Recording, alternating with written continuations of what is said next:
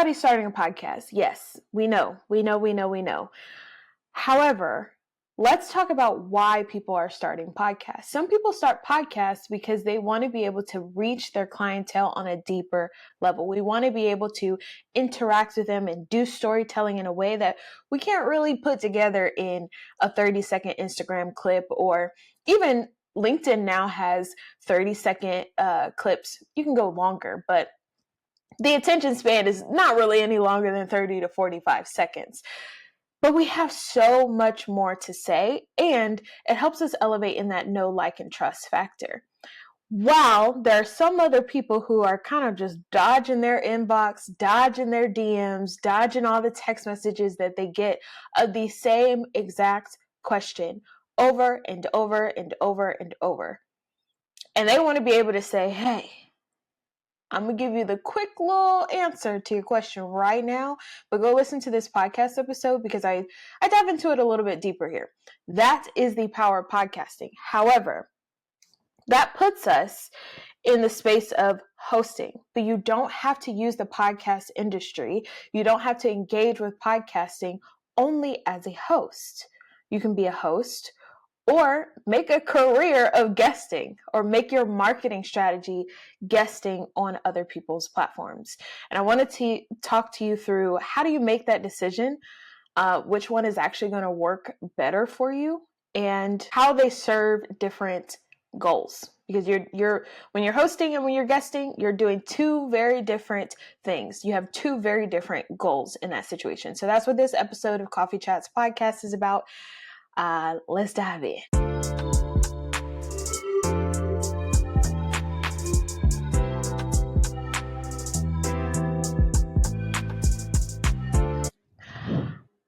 I'm trying all these little tech things.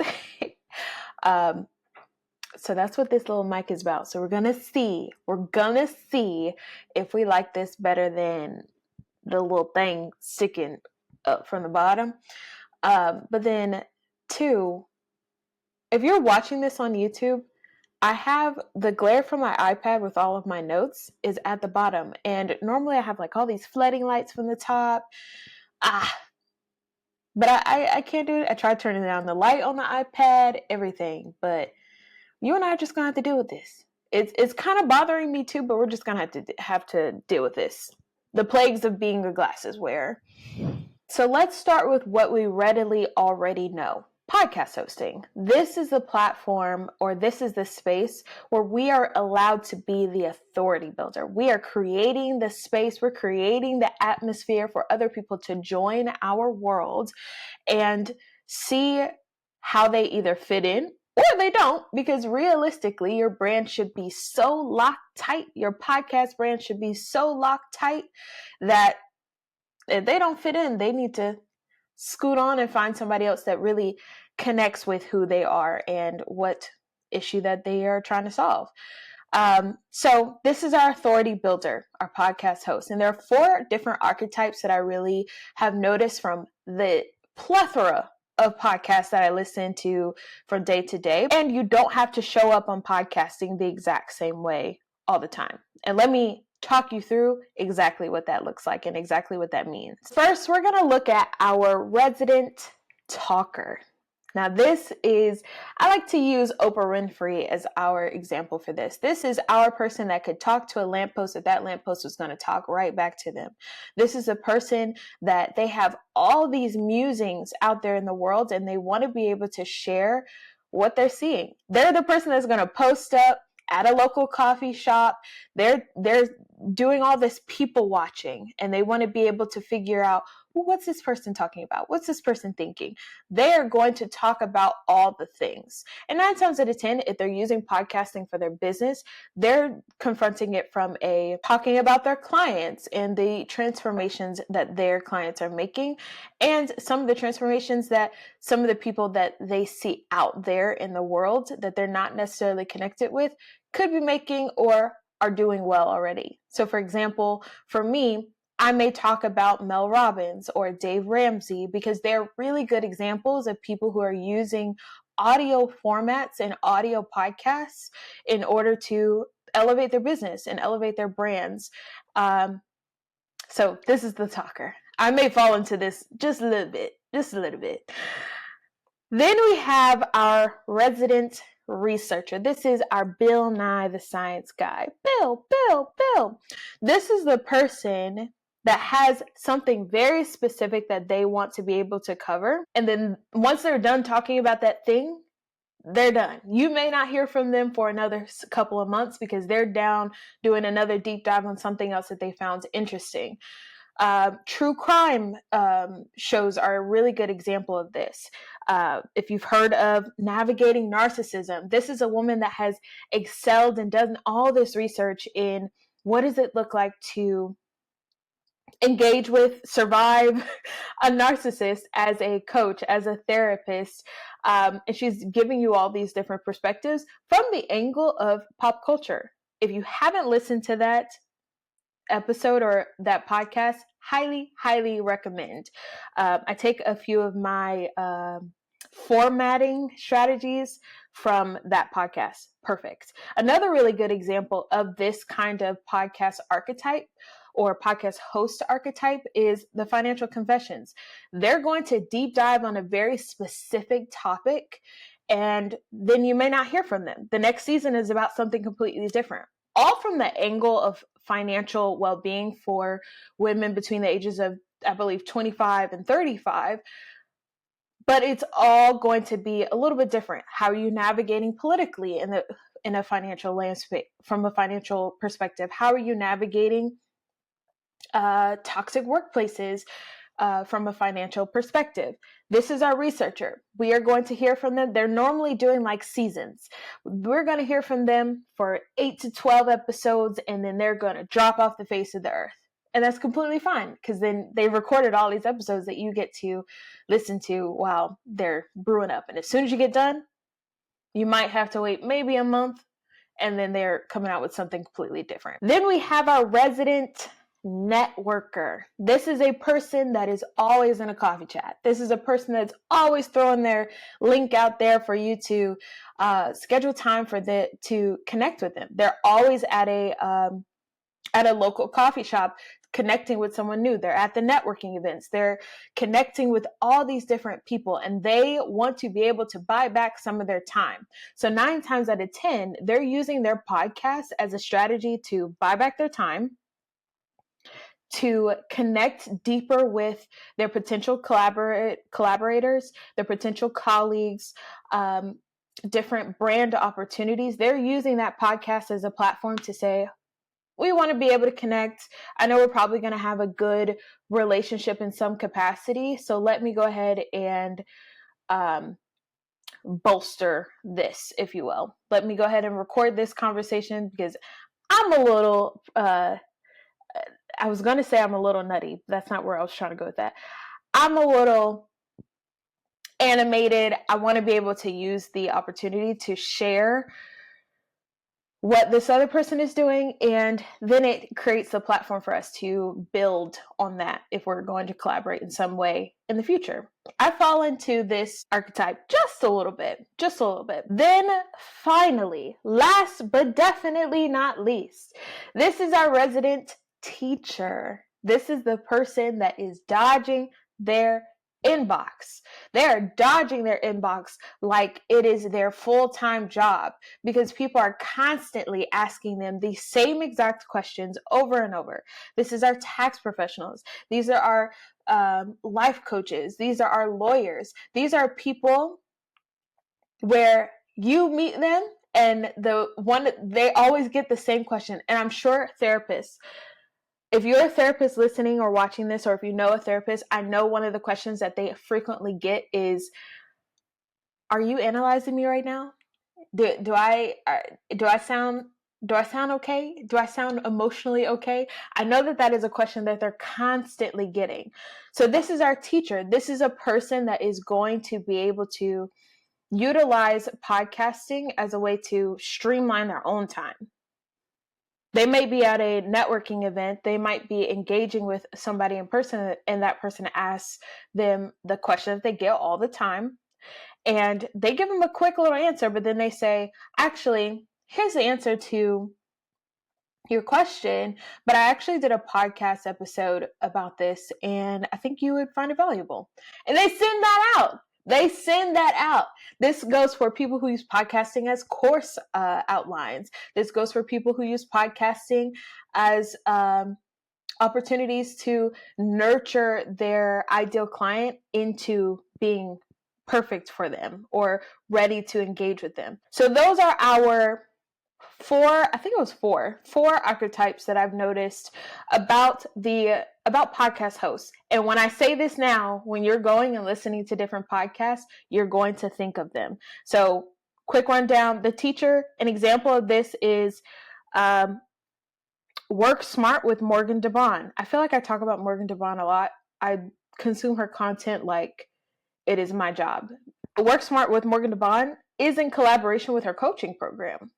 So it promotes the coaching program, but then it also is a way for her to prep people to answer some of the more baseline questions before they enter that coaching program with her, so that they can hit the ground running when they've opted into that coaching space. The Networker, a good example of that is Earn Your Leisure. They talk about a lot of different financial opportunities. However, you are going to see that, or they actually did it, they are interviewing people that 9 times out of 10, they're doing some version of work with them, either already or in the future, which is a really great way to prime people to test if your audience likes y'all together on the mic, likes y'all's brands matched up together. You can test the viability of what that partnership is going to look like. Then again, the researcher, which I gave the example of Navigating Narcissism and the Financial Confessions. And the talker, I don't think I gave an example of that. I felt like Oprah was an overall good example, but Baby, This is Keke Palmer is a really, really good example. That I grew up on some Keke Palmer. She is going to have all the musings in the world. And then I believe Higher Learning is another example of this as well. They're talking about pop culture. They're talking about sports. They're talking about politics. So they're giving you all of their musings. Those are really good examples of the main archetypes. This works. Podcast hosting in general works because first and foremost, you get to control the narrative. How many times have you seen someone go on somebody else's show, or even outside the podcasting world, someone goes on a Netflix show or a reality show or someone's talk show, and they say the smallest of things, and that gets blown way out of proportion or turned into so many things that maybe it was never intended to be. Maybe it was never intended to be that Tahjma VanBuren says that she likes cooking cookies, and then that gets turned into, I can't even think of a fake headline, but it gets turned into something else. You want to be able to control the narrative. This is your show. This is your story. This is your audience that you are crafting from the ground up. And then this is also your content machine. This is the group of people. The podcast hosts are doing it smart. And this is why I started podcasting for business, because this is where you're able to really sit down and record for maybe an hour, 2 hours, depending on what you're talking about, and the setup process of getting your mic and getting the lighting right, all of that, maybe 2 hours. And then that one podcast episode, if you are doing it right, can turn into 2 to 3 different email newsletters. It can turn into 2 to 3 different blog posts from the different perspectives. You can turn it into 6 to 8 different social media clips. Every single guest that you see on Coffee Chats podcast leaves the show with a minimum of 6. Now, I don't say that, hey, I never say you're gonna leave the show with 6 or more. But that's generally what happens, because I'm pulling out the clips that really resonate with are really going to resonate with their ideal client and with the people that they end up connecting with, that position them as the subject matter expert that they truly, truly are. So this is your content machine. And then you're also being able to maneuver data. There is nothing like podcast data. You get to see what topics perform well. You get to see what listeners care about. You get to see, you're getting data that no other platform, no other medium is really being able to produce. If I look at the back end of my YouTube platform, I can see where views dropped off. I can see where views started if I linked it in like a LinkedIn newsletter and I started it somewhere specific. I can see how long someone stayed on there. I can see when this guest or when I started talking about this thing, did the views start trickling off? I get to change and play around and manipulate things based upon data. So many other things that we're doing in business, we're kind of just taking anecdotal data, which is important. Anecdotal data, qualitative data is important. It tells us a lot of different things. We love the Google reviews. We love the podcast reviews, but we want to be able to see, okay, are you clicking this? How long did you stay? Do you care more about content around mindfulness or more about content around building your book of business? Do you care more about being a podcast host or more content around being a podcast guest? All of that is data that greatly informs. When I put out a LinkedIn newsletter, there's not the only data I'm truly getting from that, or a LinkedIn post, the only data that I'm truly getting from that is impressions. And then I have to guess on, okay, was it the clip? Did I not have a well enough hook at the beginning? Did I use too many emojis? Did I not use enough emojis? It's a lot of guessing game. But when you have a podcast, it puts you in the driver's seat of, I get to get down to the nitty gritty, almost as much data, if not more data than what is being presented from a website. But you got to get people to your website. And one of the easiest ways to do that is podcasting. So when you decide to be a podcast host, there are three things that come out of being a podcast host. First and foremost, you are creating very deep connections with your listeners. You're going from the car to the shower to work with them to the gym with them. You're creating deep connections. So they're associating your voice and the experience that you're curating for them with these intimate spaces. You're plugged directly into their ears 9 times out of 10. So that is space that we get to inhabit, which is why the podcasting industry is so booming. One of the many reasons, I should say. But you're creating a connection with your listeners. They're now fans, if you will.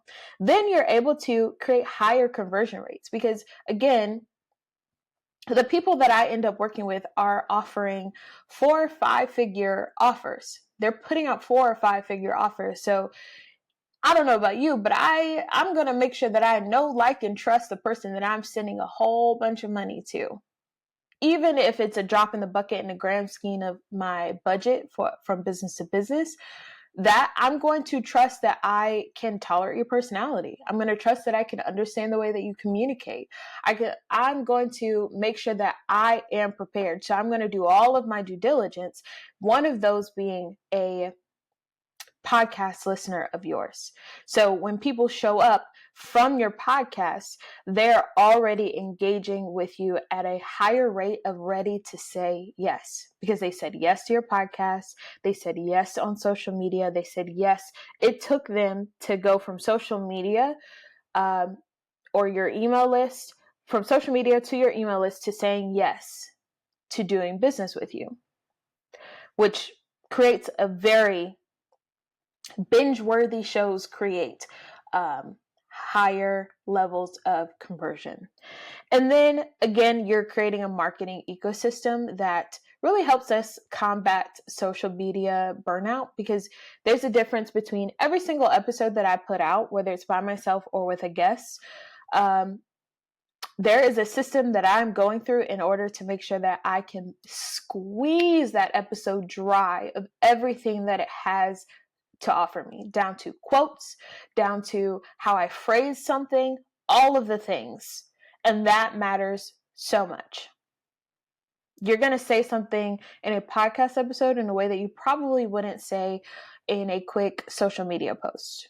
So you're not coming up with a catchy way to say something all the time, because your podcast episode told you that you said something in a way that resonated. Because again, the data told us that you said something in a way that resonated. Okay, editing Tahjma one more time. Me and the tiny microphone are back. You ever feel like you're showing up on podcasts, putting out all these episodes on different people's podcast episodes, your own podcast, creating content, but it's not really doing much for your business? Yeah, it's visibility, but is it actually leading to deeper relationships? Is it actually growing your audience? Are clients actually ready to sign on the dotted line because they listen to your podcast? That's exactly what we figure out in a podcast strategy session.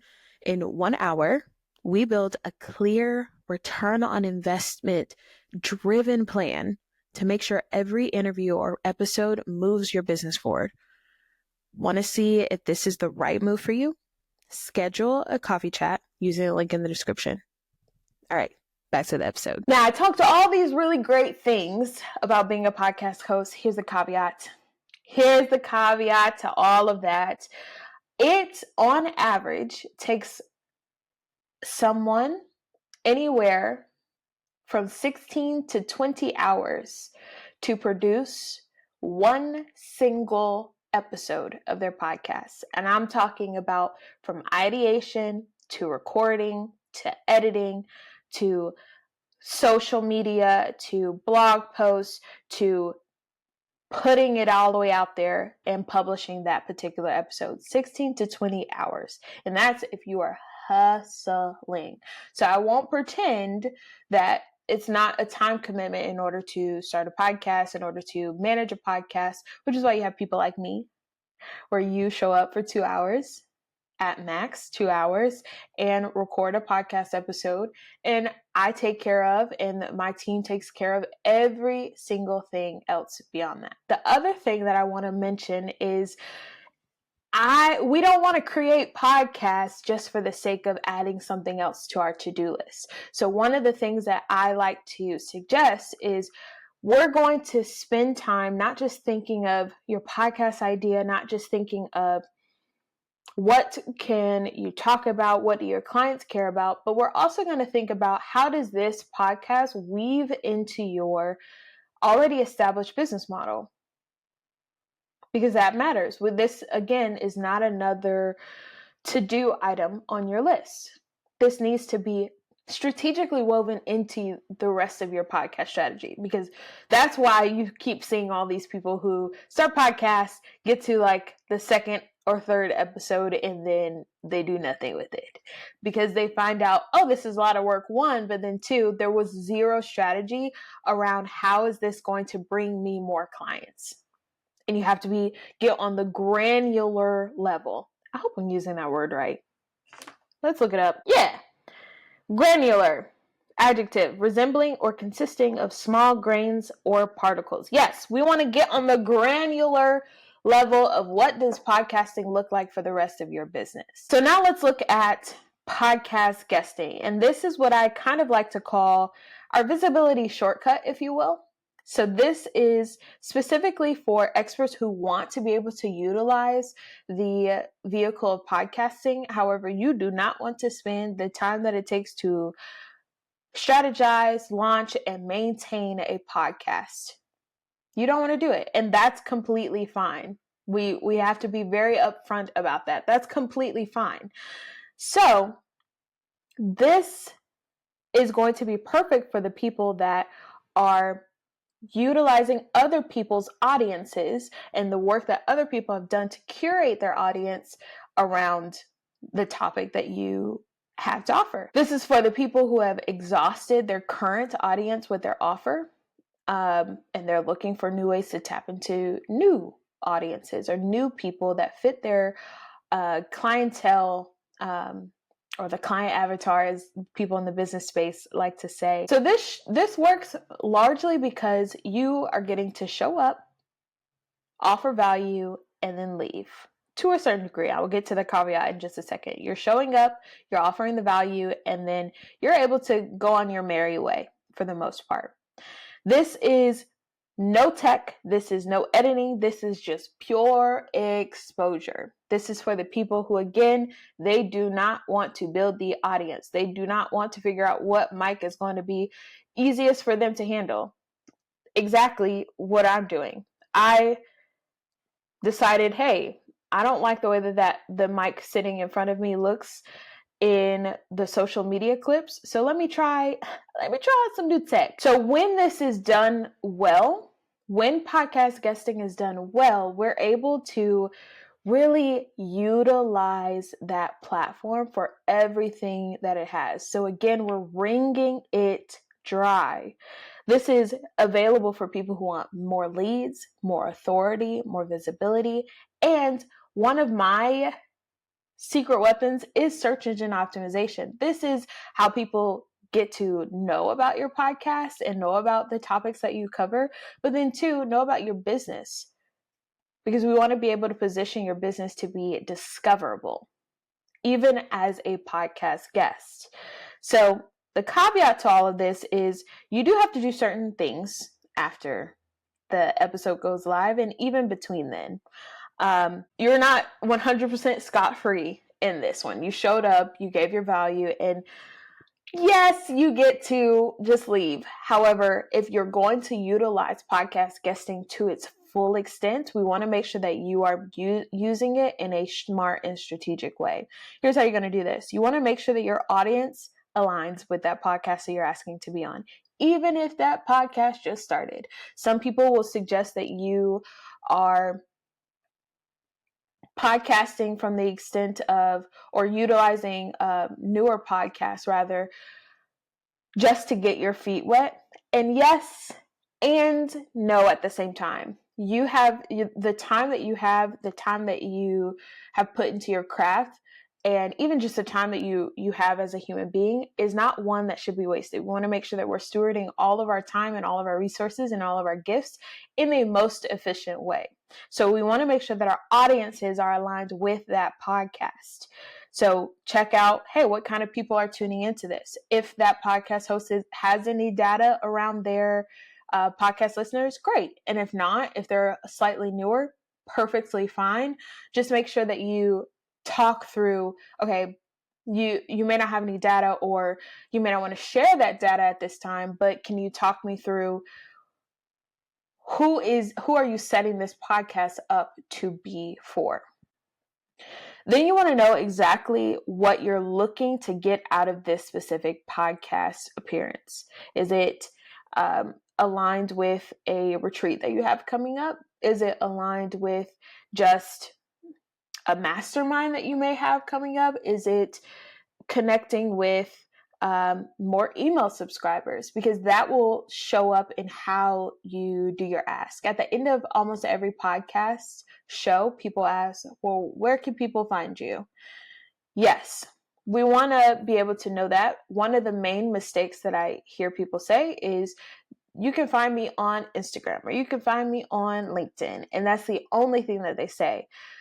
If people want to know you enough, if people care to find out, and if the message resonated with them enough, they will go find you on the social media platforms. But what you do want to do is go ahead and capture that listener's data. So if you're a podcast guest, we want to make sure that you are now going to an offering some version of freebie, if you will. We call them freebies, or some kind of downloadable that offers immediate value, but then also you are able to capture that person's information so that you can reach out to them again later. Okay, editing Tahjma here. All the Gen Z folks are using the little mics, so I thought I would give it a try. One of the easiest ways to grow your audience without spending hours creating content is just talking. Getting in front of the right audience and having a conversation, kind of like the one you're listening to right now. podcast interviews, they are chef's kiss for this, perfect for this. But here's the thing. Guesting on podcasts isn't just about showing up and talking. It's about turning those interviews into real business growth. Listen, I send out one simple, actionable podcast guesting prompt every single week.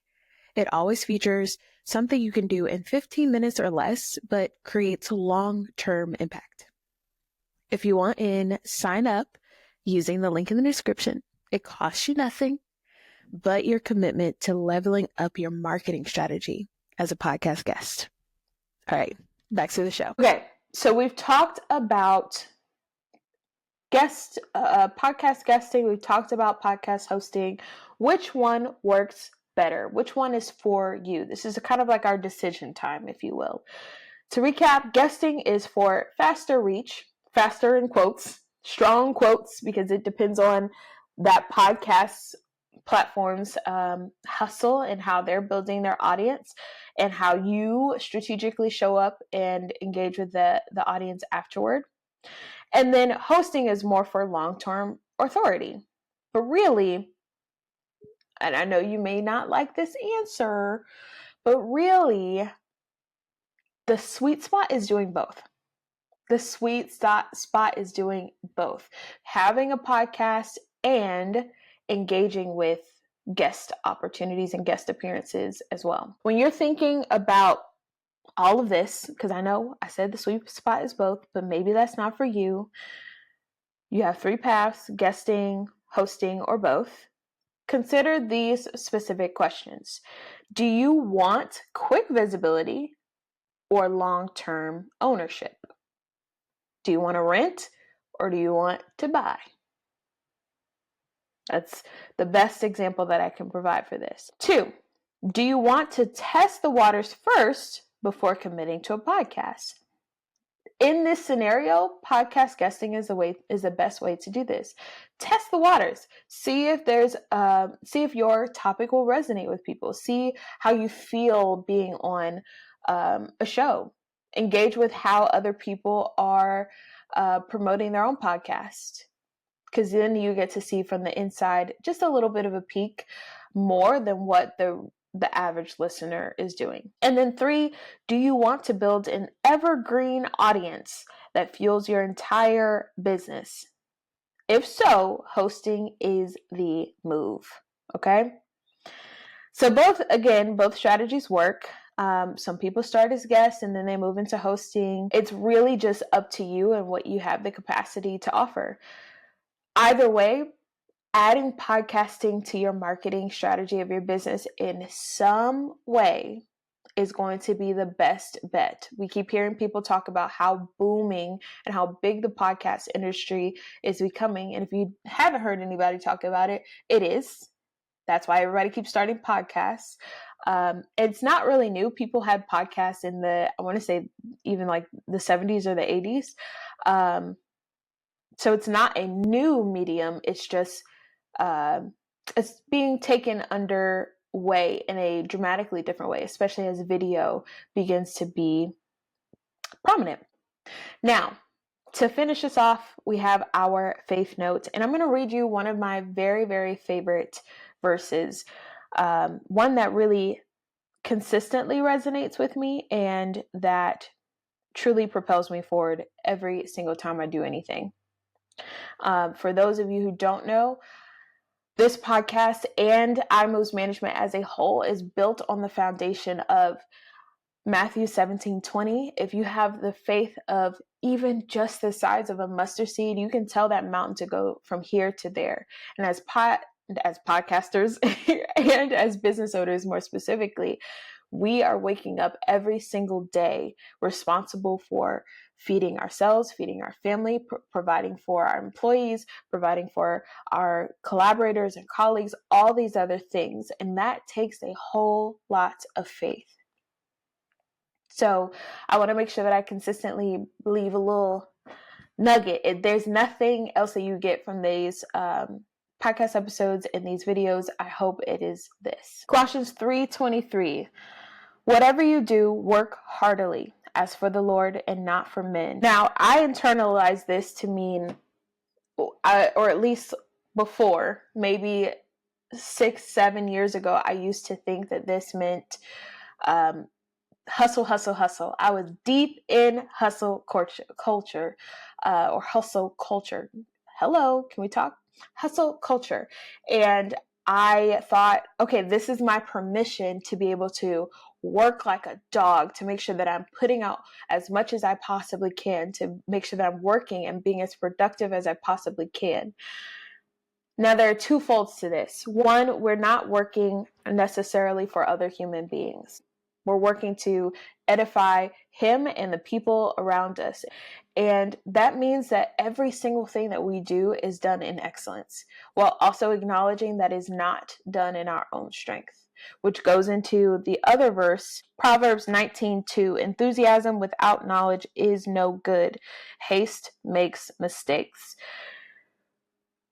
These two verses together really resonate with me as far as you can be productive, but let it come from the goodness of God. Let it come from the goodness of working with excellence, so that you can show the love that so many other people need, so many other people are paying you for, and the support that so many other people are paying you for. So you're not working, even if that client is just getting on your nerves, it doesn't matter. Dish out the same level of excellence, the same level of support, the same level of pride and acknowledgement that you would if you were doing work for God, because truly you're doing work for God. Even down to Proverbs 19:2. The version of me 6, 7, 8 years ago wanted to be able to be so productive that I was making messy moves, because I did not have the knowledge that I needed in order to make sure that I was moving in wisdom. So work, be productive, do it in God's name, while also using wisdom and knowledge to make sure that you're not moving faster than what you were supposed to, okay? Hopefully that resonated with somebody. And all right, y'all. Thanks for listening to Coffee Chats Podcast. Bye. You've been listening to Coffee Chats Podcast from iMoves Management, a marketing agency serving small business owners. This episode was written, hosted, produced, and edited by me, Tahjma VanBuren. If you want to learn more about anything you heard on the show, schedule your coffee chat using the link in the description. We'll talk all things podcasting and how to use it as a true marketing strategy for you and your small business. Go to iMovesmanagement.com for further information. Thank you to our listeners for supporting the show. Bye.